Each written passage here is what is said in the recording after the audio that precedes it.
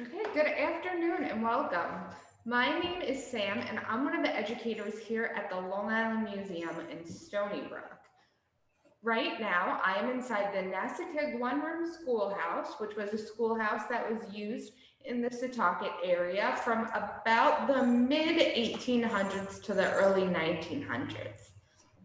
Today, we're going to learn just a tiny bit about school life, but we're really going to focus on recess in school in the 1800s, thinking specifically about around the year 1890.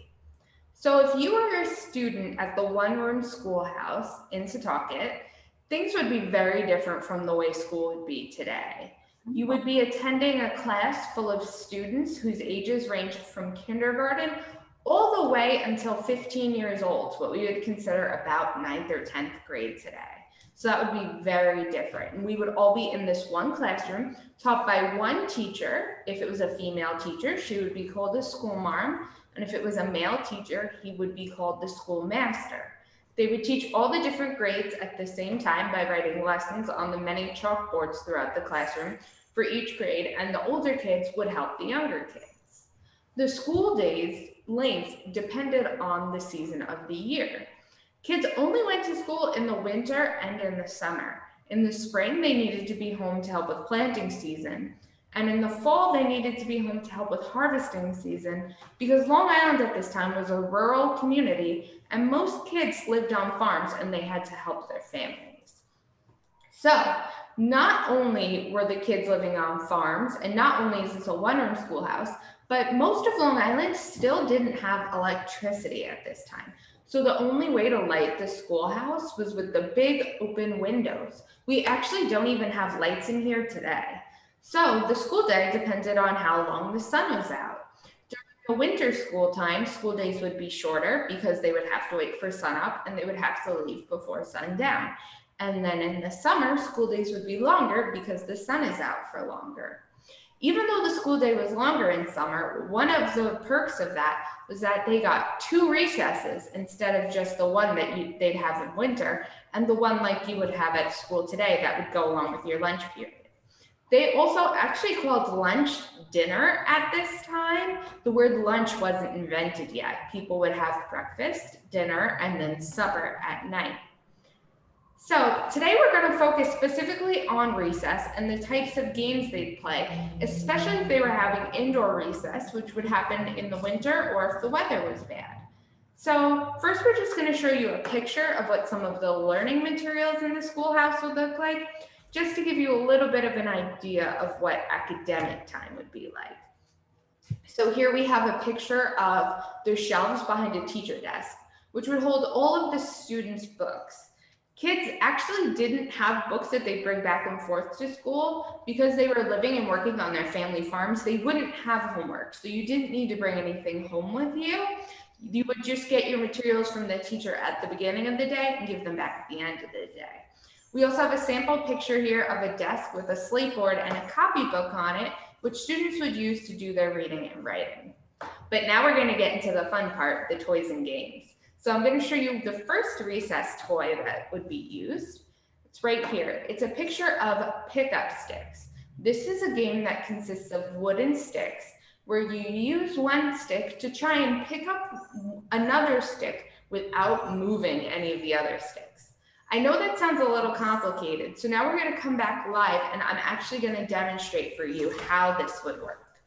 So I have my pile of sticks right here, and I have my picker-upper stick. It's different from the other sticks because it just has tiny lines on it. All of the other sticks have big, bright colors. And the way I would start is I would drop the stick and let them fall wherever they go. And then I would use my picker-upper stick and I would slide it under and I would try and I hit all the other sticks. So that would mean that my turn would be over and the next person would be allowed to play. And you would continue on like that, taking turns until you picked up all of the sticks.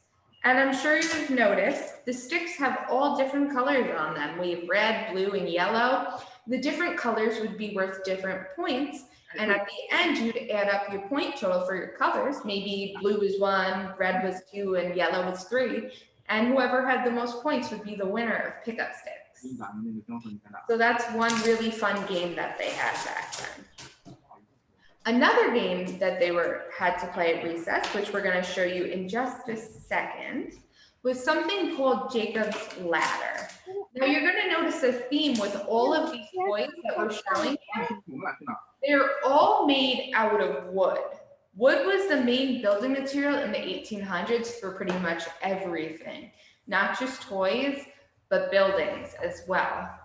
So the Jacob's Ladder is a pretty fun and interesting toy because it's almost an optical illusion and a toy mixed together. You can see all of the wooden blocks connected by the string, and now we're going to come back live, and I'm going to show you exactly how that works. So I have a Jacob's Ladder here. You can see it looks just like that one you saw in the picture. And if I just tilt the top piece of wood, the ladder moves, and it looks like the bricks are falling. It looks like they're going to fall right out of my hand and onto the table. But because the string's there, holding them together, they never actually fall. They're just flipping over. So now we're going to talk about another toy that you may be more familiar with that they played at recess.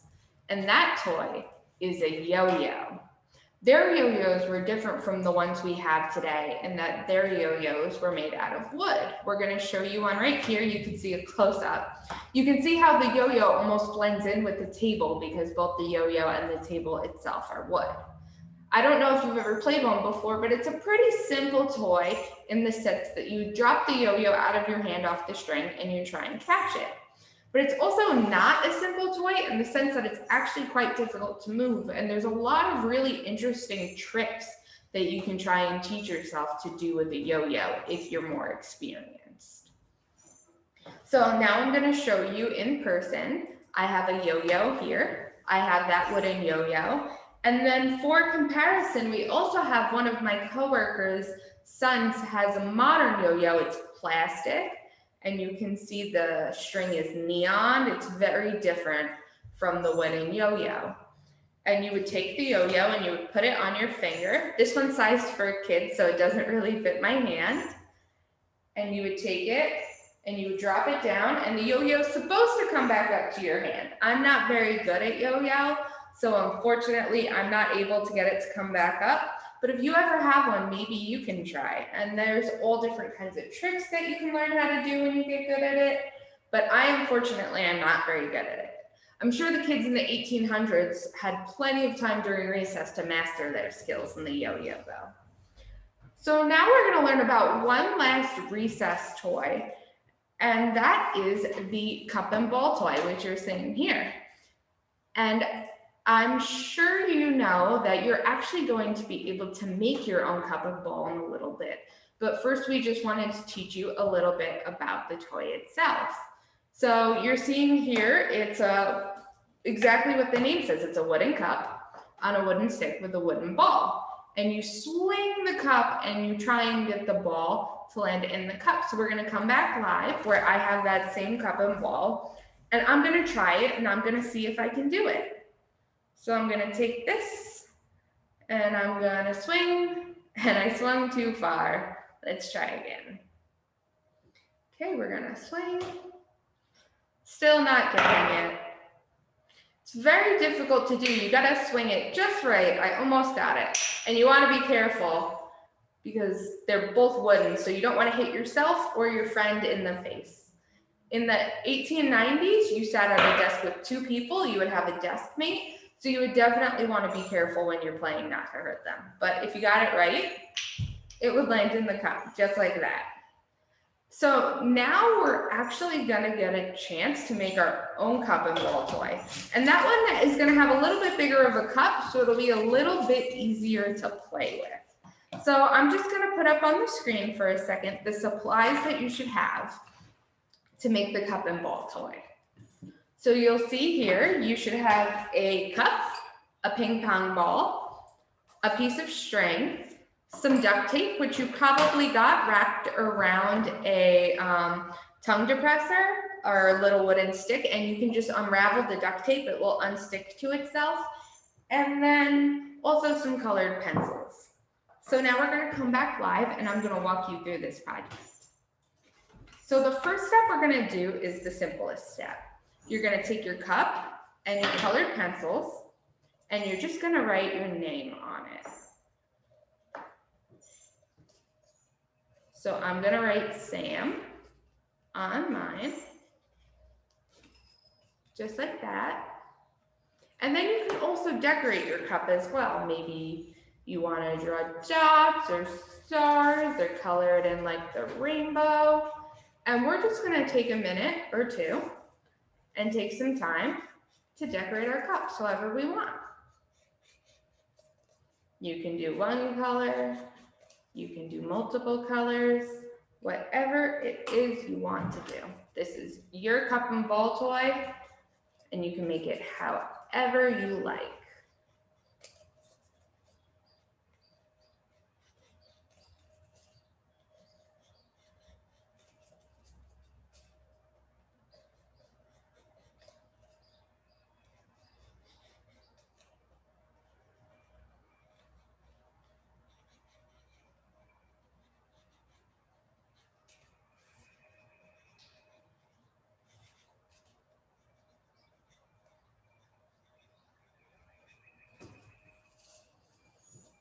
Okay, we'll take just about one more minute so we can finish up working on that, and then we'll move on to our next step.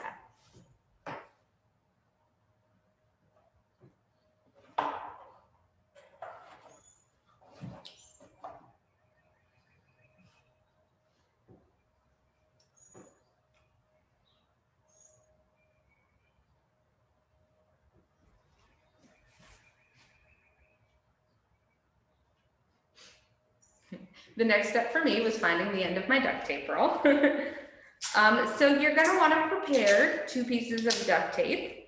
One of them can be on the smaller side. It doesn't have to be too big because it's just going to be to connect the string to the ball, which I messed up, so I'm going to need to make a new one. That's fine. We made sure to give you just enough so that you should be able to have plenty for what you need and a little extra in case you have any mishaps like I just had. And I'm just going to set that to the side for now. And then I'm going to need one slightly bigger piece to connect the string to the cup.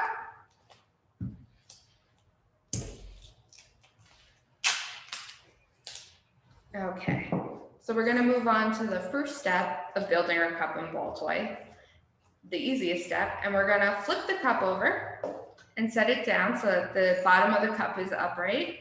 And you're just going to put your string in the bottom of your cup like that, and just use your bigger piece of tape to connect the string to the cup and make it stay there.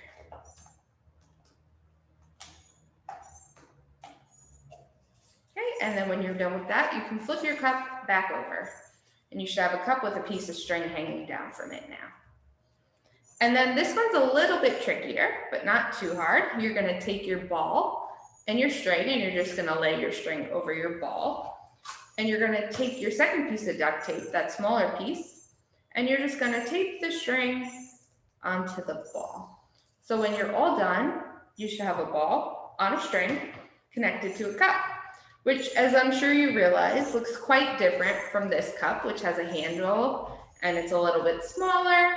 And our cup and ball isn't made out of wood, it's made out of paper and a ping pong ball. But you can play it exactly the same way. So I'm going to try and see if I can do better with this one. So I'm going to swing a little bit better. Oh, now I went too hard. Let's see. Swing. Oh. I got it. So it's a fun game that you can play. You can play with your family or your friends. You can have a contest to see who can land the ball in the cup the most times. And it's just a really great, easy toy to be able to make.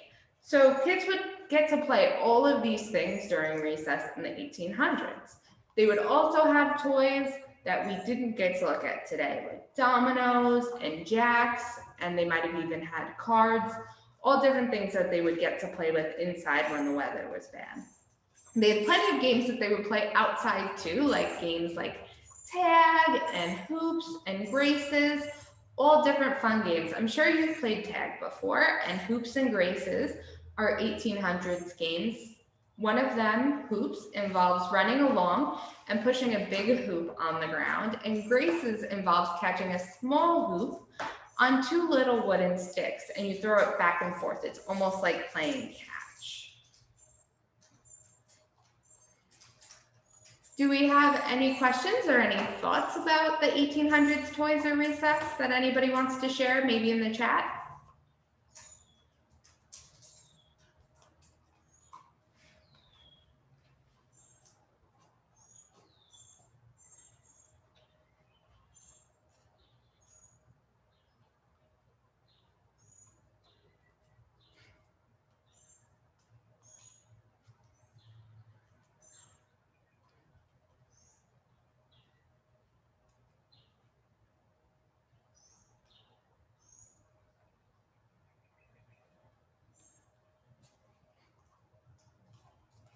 If we don't, that's okay.